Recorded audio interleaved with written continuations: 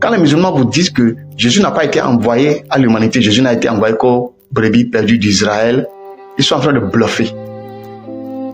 Parce qu'il y a trop de passages bibliques dans la Bible de l'Ancien comme Nouveau Testament qui prouvent que Jésus a été envoyé à toute l'humanité. Mais le salut devrait commencer quelque part. Comme eux-mêmes qui vous disent que Mahomet a été envoyé pour l'humanité là.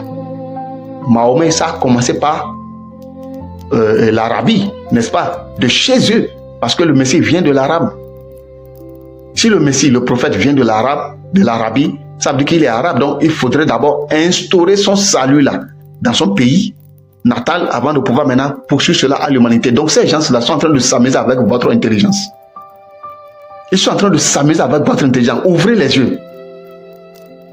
Je n'ai été envoyé qu'aux brebis perdues d'Israël, et de machin comme ça, et vous-même, vous croyez. Alors qu'eux-mêmes, là, leur soi-disant Messie, le soi-disant prophète, là, il est arabe. Il a commencé sa mission, il a fondé d'abord sa religion, son soi-disant religion venant de Dieu, là, en Arabie, avant de la porter dans le monde entier.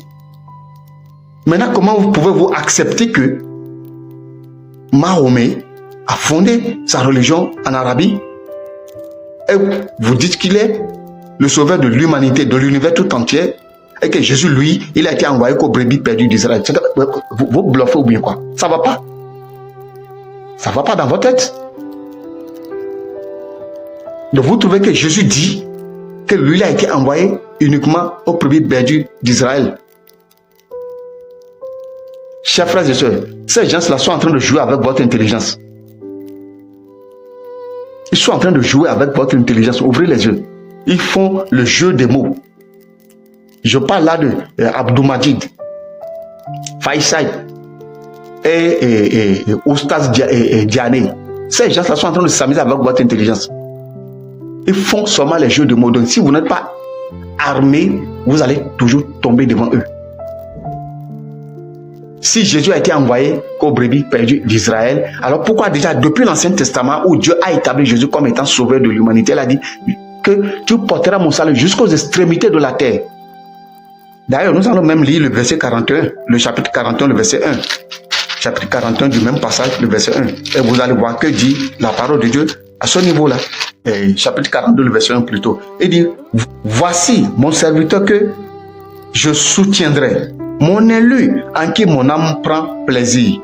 J'ai mis mon esprit sur lui. Il annoncera la justice aux nations. Alors,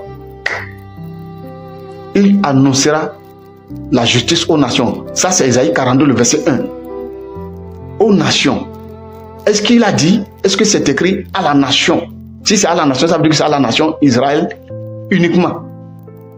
Mais il a dit aux nations. Ça, c'est le chapitre 42, le verset 1.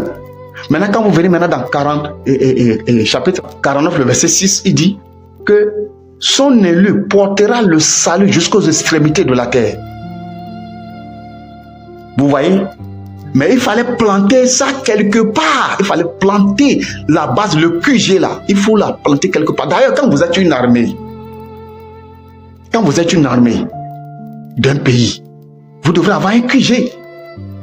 Quand vous dites que nous voulons établir des camps militaires dans telle zone, mais ces zones-là doivent être parties d'un QG. Vous devrez avoir un quartier général. Le quartier général de la religion islamique ou musulmane, c'est l'Arabie.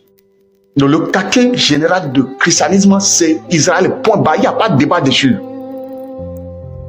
Il n'y a pas de débat.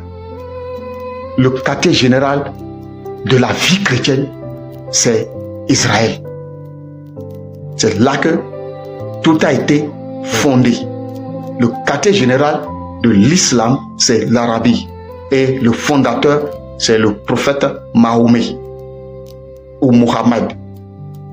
Le quartier général de la vie chrétienne, c'est Israël. Et le fondateur, c'est Jésus-Christ de Nazareth. Point. Il n'y a pas de débat. Que personne ne joue pas avec votre intelligence.